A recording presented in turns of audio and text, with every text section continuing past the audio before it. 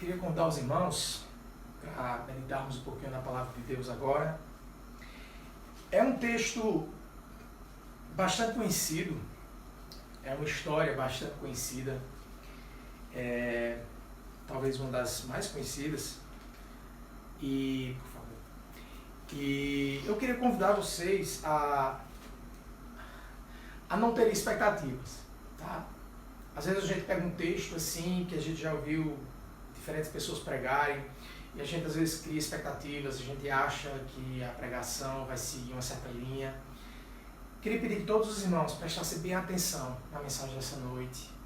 Se você já é crente em Jesus Cristo ou não, se você já teve um encontro com Cristo ou não, preste bem atenção no que a palavra de Deus tem a nos ensinar através dessa história. Eu queria convidá-los a abrir no livro de Jonas, por favor, no primeiro capítulo. E peço que os irmãos prestem bastante atenção, tá? Para não perder a linha de raciocínio do que eu queria compartilhar com os irmãos nesta noite. Tá bom? Vamos ler os primeiros 2 versos. Jonas, capítulo 1, os primeiros 2 versos. Assim diz a palavra do Senhor. A palavra do Senhor veio a Jonas, filho de Amitai, com esta ordem: vá depressa à grande cidade de Nínive e pregue contra ela, porque a sua maldade subiu até a minha presença. Vamos orar. Pai, eu queria, Senhor, nesta noite, pedir, Senhor, humildemente na tua presença. Eu quero, Senhor, pedir que o Senhor fale ao meu coração, aos nossos corações nesta noite. Pai, que o Senhor possa tocar as nossas mentes, possa tocar o nosso corpo, possa tocar o nosso coração, a fim de que a gente aprenda mais da Tua Palavra e que venha trazer transformação para as nossas vidas, a começar de mim. Eu não sou digno, eu não tenho nenhuma capacidade, Senhor, mas pela Tua graça estou aqui para compartilhar com a Tua igreja desse texto. Que o Senhor use-me e, Senhor, que o Senhor me capacite, Senhor, para honrar e louvor do Teu nome. Que eu diminua, que o Senhor cresça, Senhor. Esta é a minha oração nesta noite. Que eu diminua, que o Senhor cresça, em nome de Jesus Cristo. Amém. Então, como nós já lemos, vou pegar aqui só uma água rapidinho.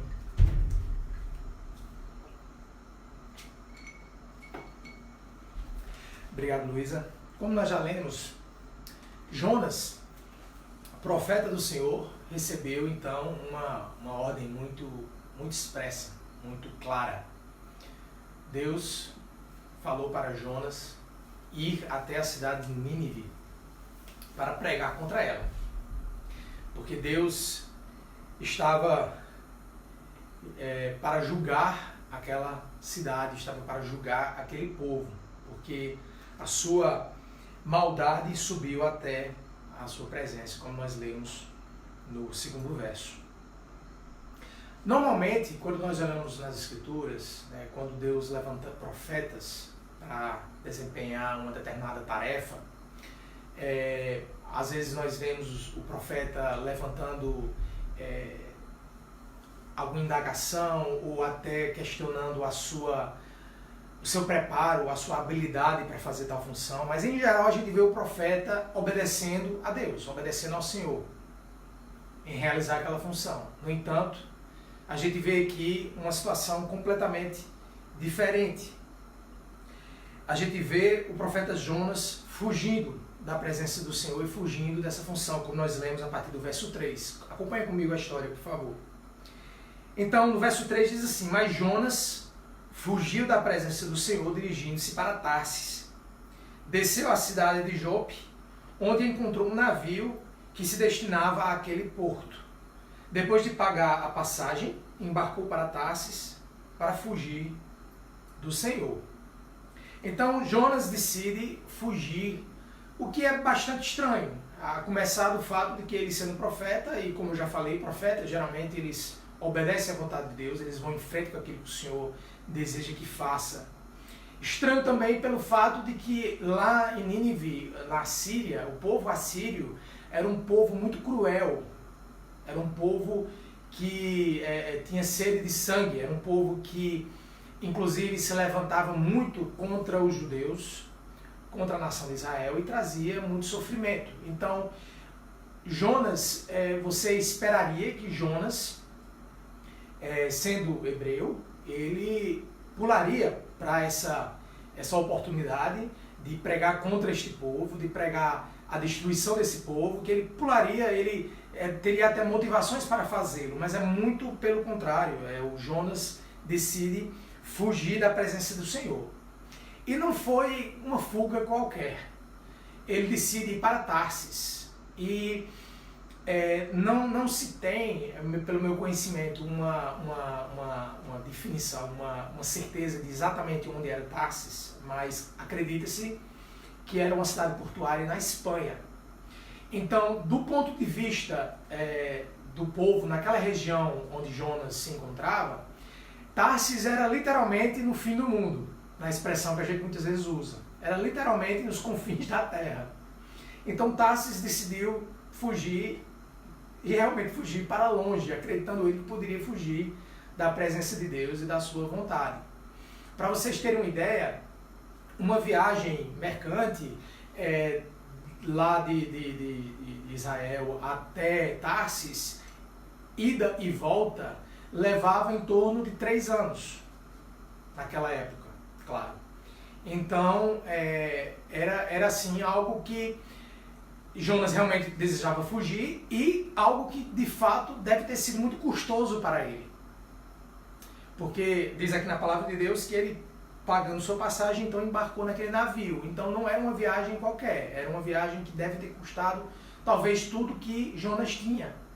E naquela época, pelas crendices da época, eles acreditavam, eles tinham, inclusive os judeus, eles tinham certos receios do mar, porque o pessoal na época acreditava que existiam monstros marinhos e que podia acontecer a qualquer momento alguma investida de um monstro marinho desse contra a embarcação. Ou seja, se você colocar tudo isso no contexto, você vê o quanto Jonas está determinado a fugir da vontade de Deus, a fugir da presença de Deus, ao ponto de talvez até colocar em xeque a sua vida. Mas Deus não permite que Jonas vá muito longe. A palavra de Deus diz no verso 4 que o Senhor, porém, fez soprar um forte vento sobre o mar e caiu uma tempestade tão violenta que o barco ameaçava arrebentar-se. Todos os marinheiros ficaram com medo e cada um clamava ao seu próprio Deus e atiraram as cargas ao mar para tornar o navio mais leve. Isso pode ser interpretado, como o texto nos fala aqui, para tornar o navio mais leve, ou também como uma forma que aqueles marinheiros que não conheciam o Deus dos hebreus, mas naquela época criam a maioria eram adoradores de muitos deuses e acreditavam no Deus do mar, no Deus do sol, no Deus daquilo, no Deus de tudo mais, assim como, por exemplo, o hinduísmo hoje em dia, que tem inclusive, não sei se os irmãos sabem, mas tem o Deus do visto. Hoje no hinduísmo tem um Deus que é o Deus do visto. Se você vai viajar para um outro lugar do mundo, você precisa de um visto, eles apresentam seus pedidos diante desse Deus específico que vai cuidar disso. Então, essa era uma realidade, inclusive, para esses marinheiros da época. Então, o despejar das cargas para fora da embarcação pode ser interpretado, sim, como uma forma de aliviar o peso do navio e ajudar para que o navio não viesse a afundar, mas também era uma forma de eles apresentarem aquele Deus que estava causando aquele rebuliço todo, eles estavam ali apresentando como se fossem oferendas para tentar aplacar a ira daquele Deus. A tripulação ali naquele momento entendia que a tempestade poderia ser, e só poderia ser, a ação de algum Deus que estava descontente com alguém que estava naquele navio. E eles, portanto, precisavam aplacar a ira deste Deus. E é interessante que tudo isso estava acontecendo enquanto Jonas, que após embarcar, decidiu descer até o porão do navio e decidiu tirar um cochilo. Imagino eu que estava cansado de fugir. De repente, finalmente, ali naquele barco, naquele navio, ele então fez, né, descansou, puxa, ok, agora estou fugindo, posso enfim descansar. Então ele foi lá tirar a sua soneca e então o capitão do navio desce lá e chega até Jonas, como nós lemos na sequência do verso 5. Enquanto isso, Jonas, que tinha descido ao porão e se deitara, dormia profundamente. E o capitão dirigiu-se a ele e disse: como você pode ficar aí dormindo? Levante-se e clame ao seu Deus, talvez ele tenha piedade de nós e não morramos. Então, os marinheiros estavam então com essa perspectiva. Parece-me que até bem maior, bem mais, por mais irônico que seja, eles estavam bem mais assim, cientes da situação, do que estava acontecendo, do que o próprio Jonas. E então eles estavam tentando aplacar a ira de Deus, eles estavam tentando entender o porquê daquilo que está acontecendo.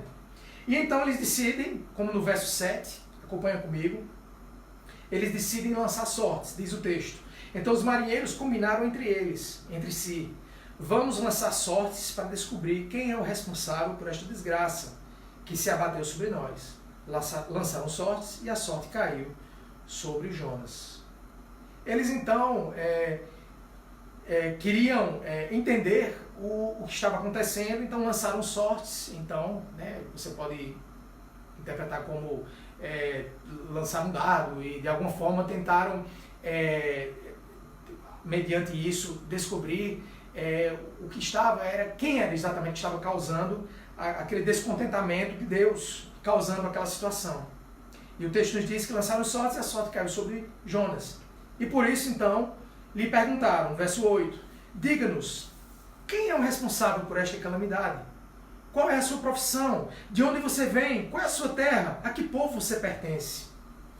O interessante é que no verso, pulando um pouquinho mais adiante, no verso 10, no final do verso 10, diz que eles já sabiam que Jonas estava fugindo do Senhor, porque ele já lhes tinha dito.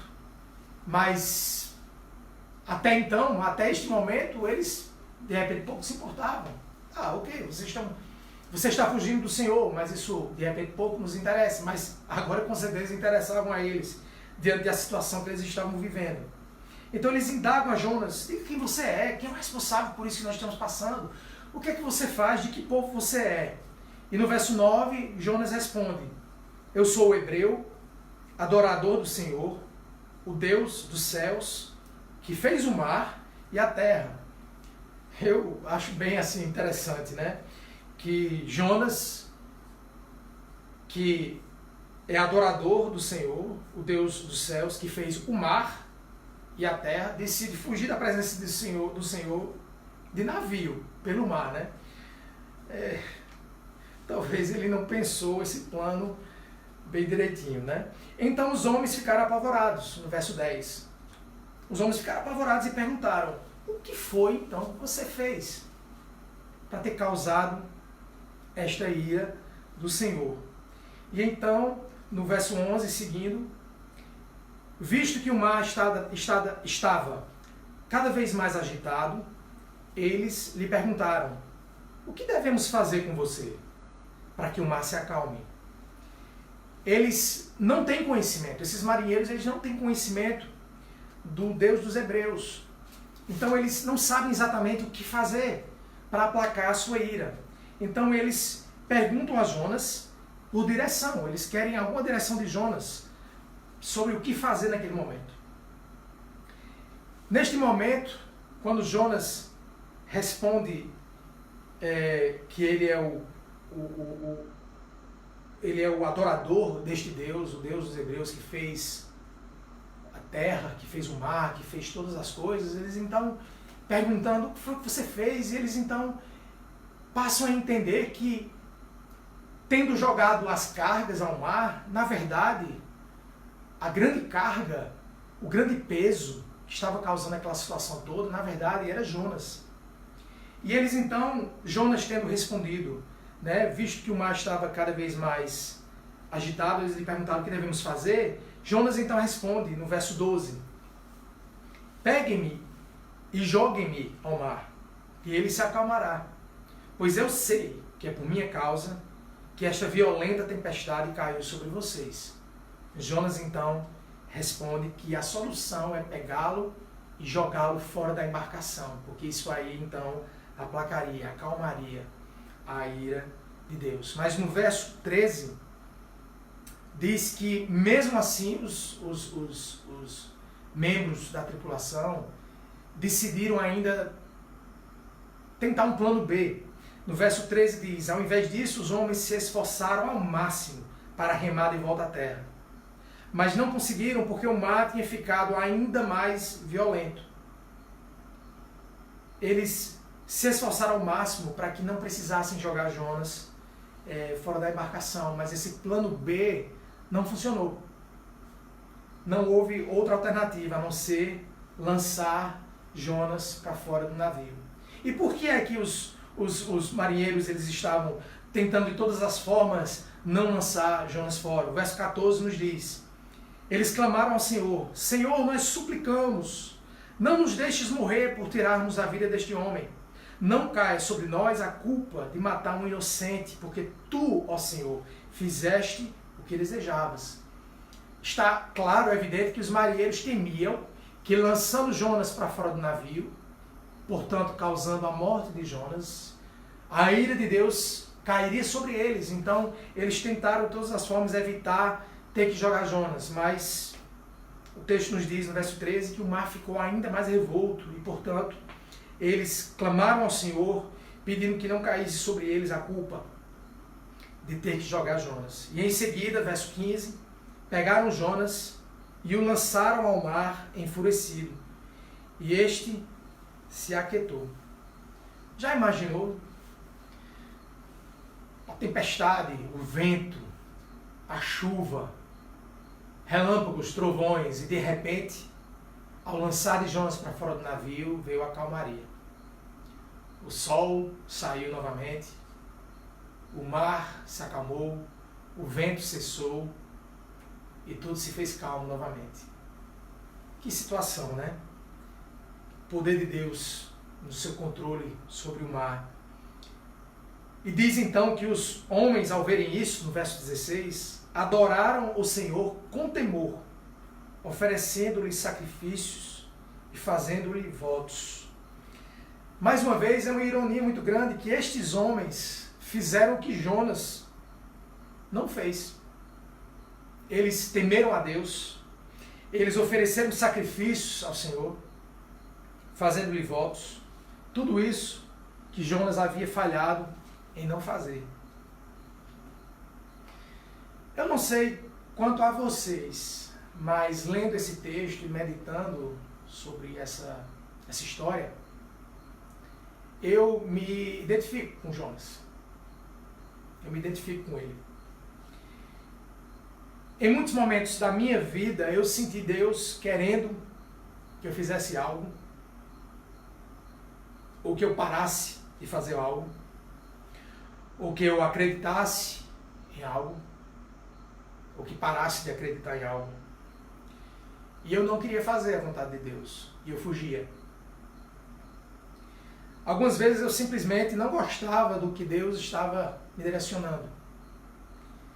Eu não queria fazer a vontade dele. Eu não queria encarar aquilo. E eu corri. Alguém mais aí se identifica com isso? Eu acredito que se nós refletirmos sobre isso ao longo da nossa vida, da nossa história, e se nós formos realmente honestos conosco e honestos com Deus, creio que todos nós vamos nos identificar em algum momento, de alguma passagem da nossa história, até mesmo como cristãos, porque esta é a condição humana, esta é a nossa condição enquanto pecadores, falhos. E a pergunta que eu sinto, que Deus colocou no meu coração esta semana e que eu queria colocar diante dos irmãos nesta noite, a pergunta é a seguinte: você está fugindo de Deus? Você está fugindo de Deus? E se está, por quê? Por quê? Você sente que Deus tem lhe perseguido, tem incomodado você sobre alguma coisa? Na sua vida, no seu coração, na sua mente? E o que é? Pode ser em qualquer área da sua vida que você não tenha ainda totalmente convertido ao Senhor. Talvez aquela área onde, apesar de já crente em Jesus Cristo, mas você alimenta algum pecadinho, alguma coisa. Desculpa o uso do termo pecadinho, na verdade não existe pecadinho, o pecadão é tudo pecado, é visto com a mesma seriedade diante de Deus. Mas talvez você tenha alimentado alguma prática na sua vida. Você tenha alimentado alguma coisa que tenha lhe distanciado da vontade de Deus. Que tenha lhe feito conviver com derrotas contínuas na sua caminhada. Você está fugindo do Senhor? Por quê? Você sente que Deus está perseguindo, incomodando você sobre algo?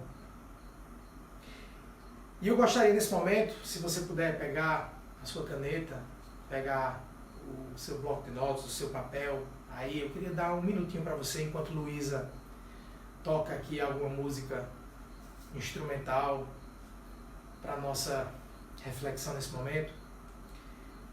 Eu queria dar um minutinho para vocês, tá? Individualmente, entre você e Deus. Anota aí no papel. Responda esta pergunta com toda sinceridade diante de Deus e escreva o que Deus colocar no seu coração. Você está fugindo do Senhor? Você sente que Deus está perseguindo, incomodando você sobre alguma coisa? Vamos refletir um minutinho nesse momento. Anota aí, por favor.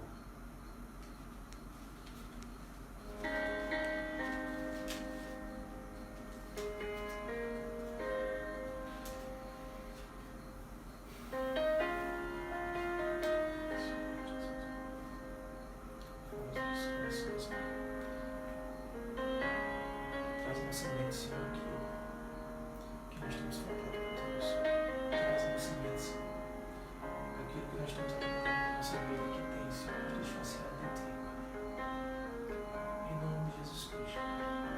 Revela a nós, Senhor. Revela, Senhor, a cada um de nós, Pai. Em nome de Jesus Cristo. Em nome de Jesus, Pai. Fala, Senhor, por cada vida, Senhor, neste momento. Fala, Senhor. Toca suas mentes e corações nesse momento. Que todos nós possamos refletir diante de Ti com muita seriedade, Senhor, sobre isto, Senhor, nesta noite. Em nome de Jesus Cristo. Em nome de Jesus.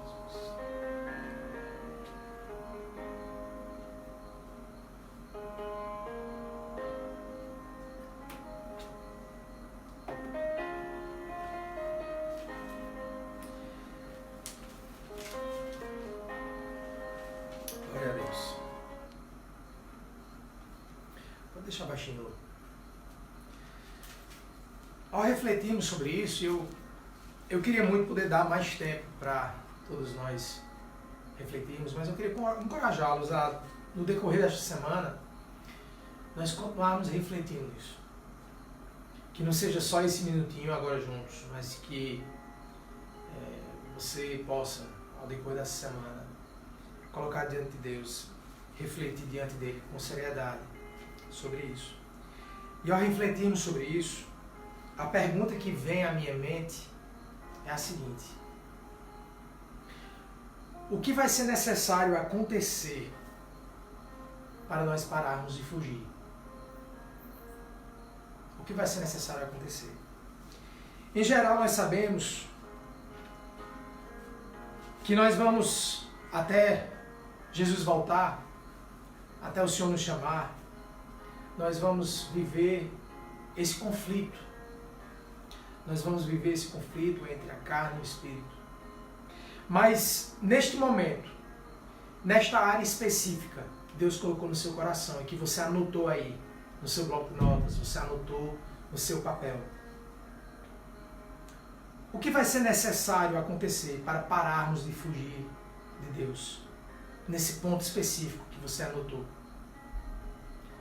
O que vai ser necessário para nós começarmos a escutar a Deus, a obedecer a Deus, a confiar nele? O que vai ser necessário para Jonas obedecer? E se continuarmos no capítulo 1 de Jonas, no verso 17 diz assim: o Senhor fez com que um grande peixe engolisse Jonas, e ele ficou dentro do peixe 3 dias e 3 noites. E no capítulo 2, nós vemos uma linda oração de Jonas. Jonas decide descrever o que aconteceu na forma de uma oração, de um poema. Jonas, então, lançado fora do navio, ele mergulha na água e começa a afundar. Ele começa a afundar mais fundo, mais fundo, mais fundo, até as profundezas do mar.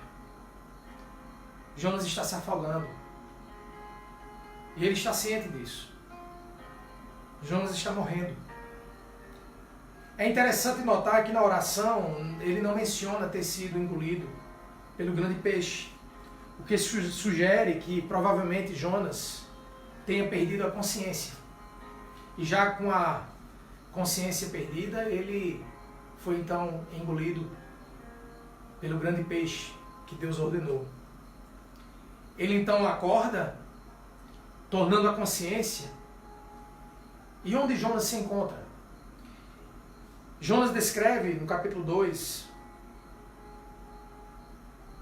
no verso 2, que diz: e disse, em meu desespero clamei ao Senhor, e ele me respondeu, do ventre da morte gritei por socorro, e ouviste o meu clamor.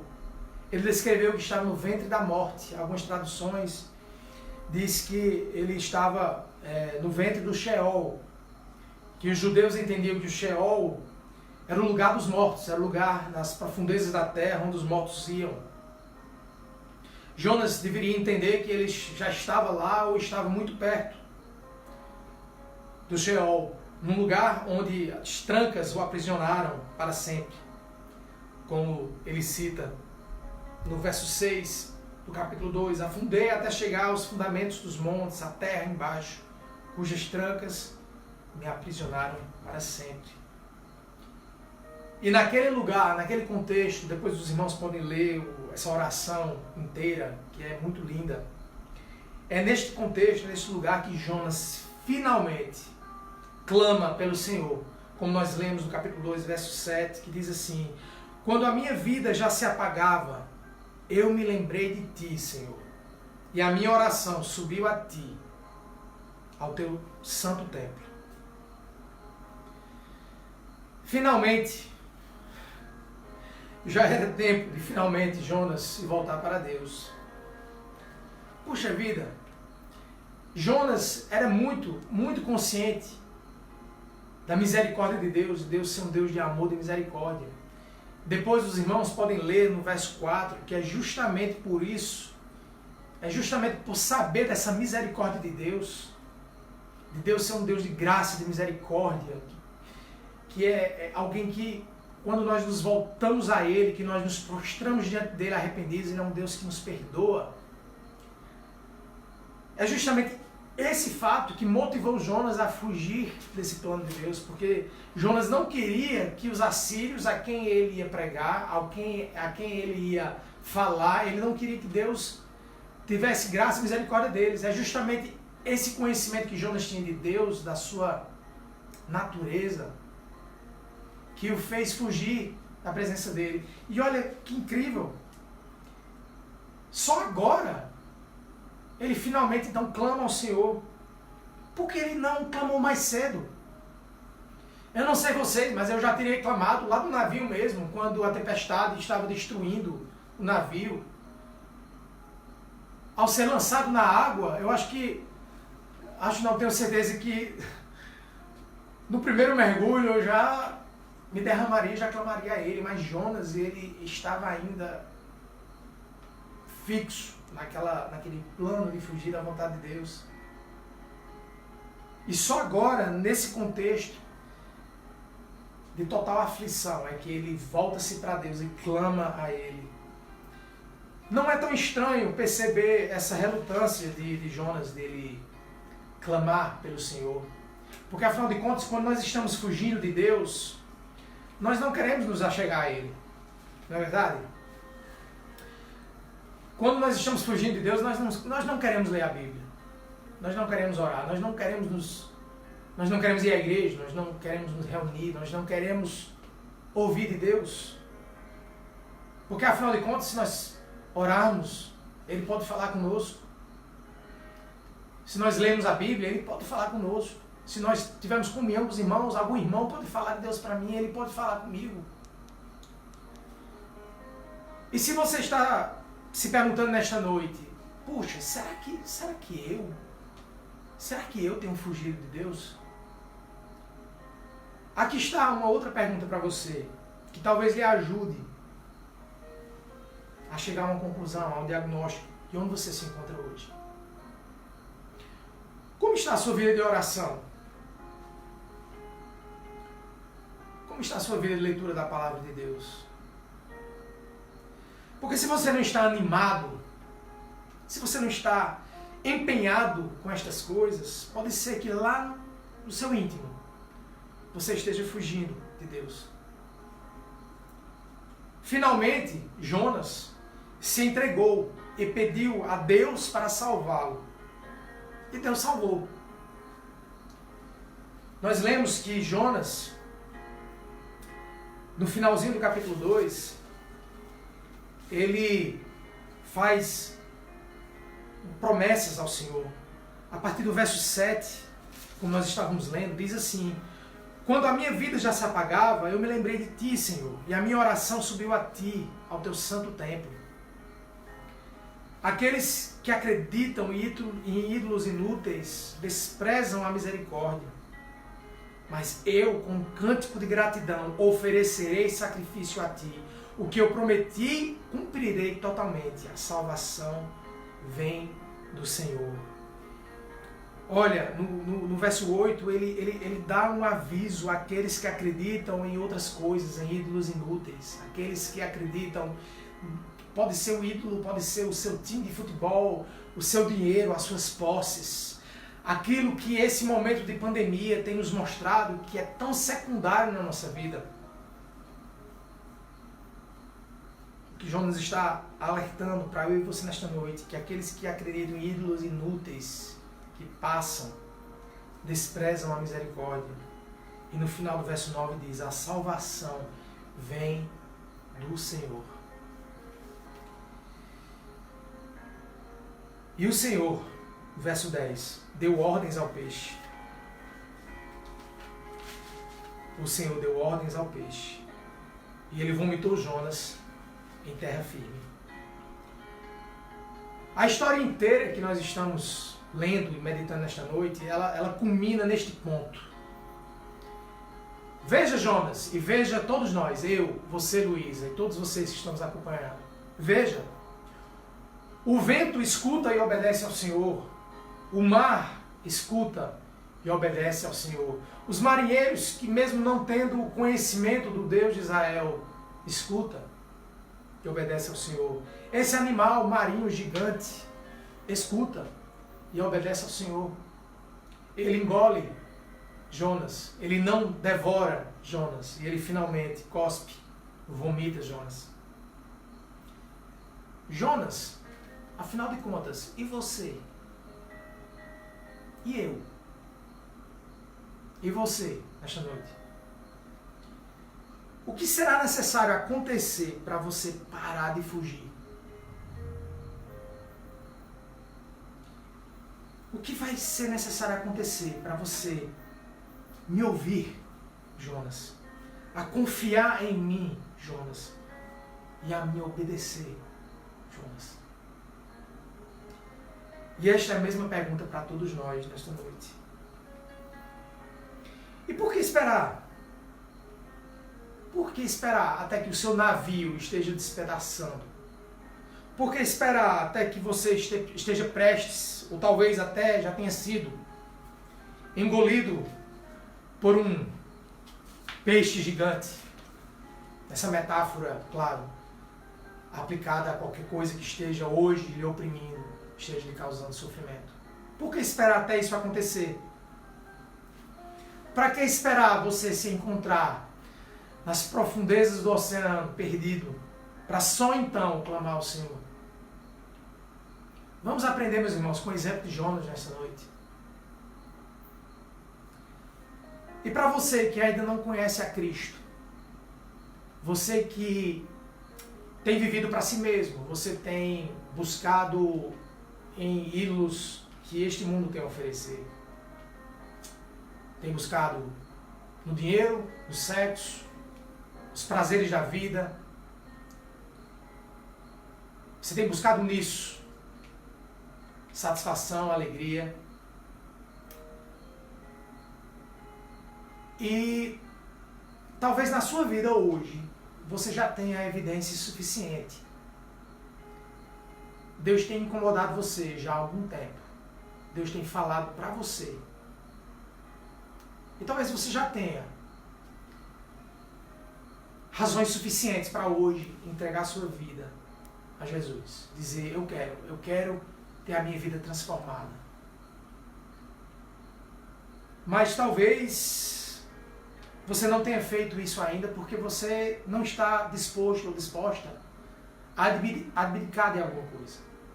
Porque tem alguma coisa na sua vida que lhe prende. Algo que de repente você vai ter que abrir mão em nome de seguir a Deus. Talvez você é cristão nesta noite. Você vive uma vida, você busca viver uma vida em relacionamento com Deus diariamente, mas tem aquela coisa, aquela área que você diz, não, Senhor, aqui ainda não. Deixa aqui quieto. Não mexe aqui ainda não, Senhor, ainda não. Será que você nesta noite, a gente tem algo assim ainda? O que vai ser necessário para eu e você pararmos de fugir de Deus? O que vai ser necessário acontecer para finalmente nós nos submetermos e entregarmos as nossas vidas completamente a Ele? Eu convido então, finalmente nesta noite, para você olhar para o que você escreveu no seu bloquinho de notas, no seu papel aí em casa. E eu quero convidar você a meditar sobre o que você precisa fazer. Qual o passo que você vai tomar para mudar e parar de fugir de Deus? E mais uma vez eu queria deixar um minutinho para todos nós fazermos essa reflexão nesta noite. Antes de nós concluirmos orando nesta noite. Amém.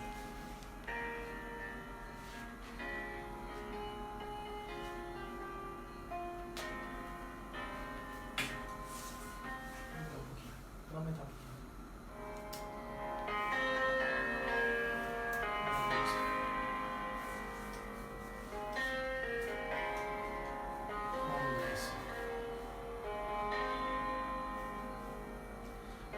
Pai, em nome de Jesus Cristo, eu te agradeço porque Tu és um Deus de graça e misericórdia, um Deus de amor. Tu podias, Senhor, simplesmente ter destruído Jonas. Ali mesmo naquele navio, Tu poderias, Senhor, simplesmente ter destruído e levantado outra pessoa que estivesse disposto a seguir a Tua direção. Tu és Deus e Tu podias tranquilamente ter feito isso. Mas Tu tinhas algo a fazer na vida de Jonas. Algo precisava ser trabalhado na vida de Jonas. Porque Tu és um Deus assim, que se preocupa comigo, que se preocupa com cada um de nós. Senhor, eu te agradeço, Senhor, porque Tu és esse Deus. Te agradeço porque a Tua graça, o Teu amor é abundante nas nossas vidas. Eu oro em nome de Jesus Cristo por cada pessoa que nesta noite anotou em papel ou em pensamento, colocou diante de Ti algo na sua vida, onde ele e ela tem alimentado, que tem feito destruição, que tem causado dor, que tem causado que ele e ela vivam em constante derrota, Senhor. Eu oro em nome de Jesus Cristo, que nós paramos hoje de fugir, que a gente lide com cada situação, em nome de Jesus.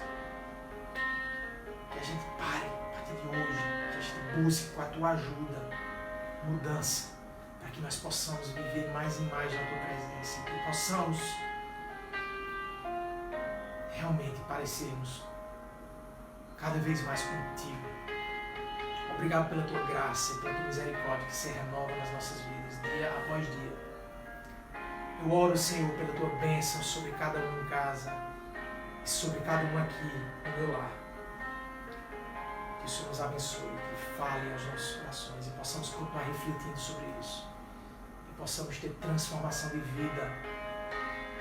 Eu oro por aqueles que nesta noite estão ouvindo, estão acompanhando esta live, que não conhecem ainda Jesus Cristo como Senhor e Salvador da sua vida. Que eles possam também desapegar-se daquilo que os trava. Que eles possam, em nome de Jesus Cristo, abrirem mão daquilo que tem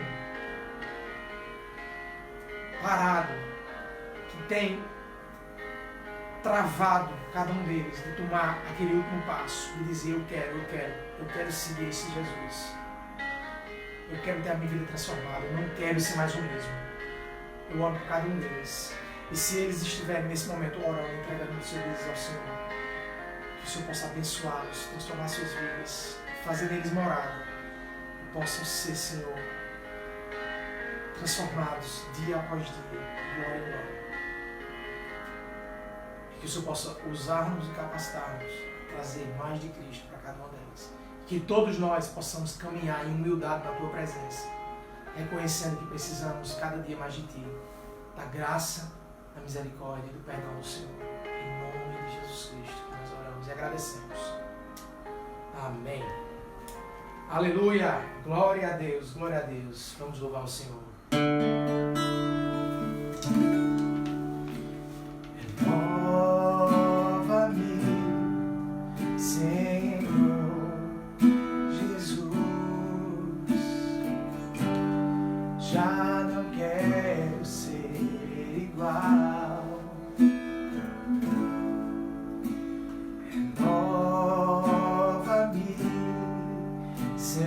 Senhor Jesus.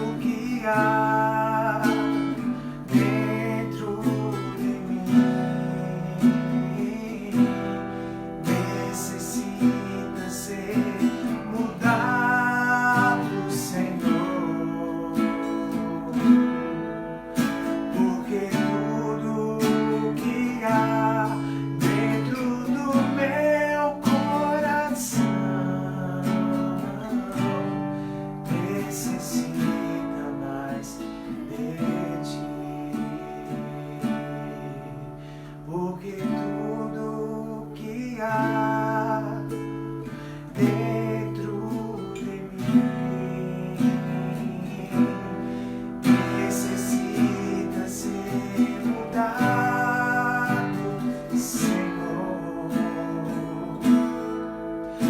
porque tudo que há dentro do meu coração necessita mais de ti,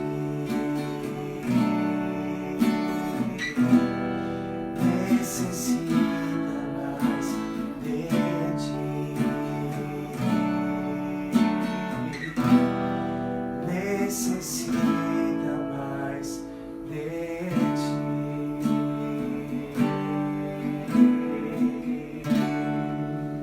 Que a bênção de Deus Pai, Filho e Espírito Santo seja com todos nós, hoje e para sempre. Amém. Que Deus abençoe a todos, que dê uma semana de muita paz, de muita bênção, que Deus os proteja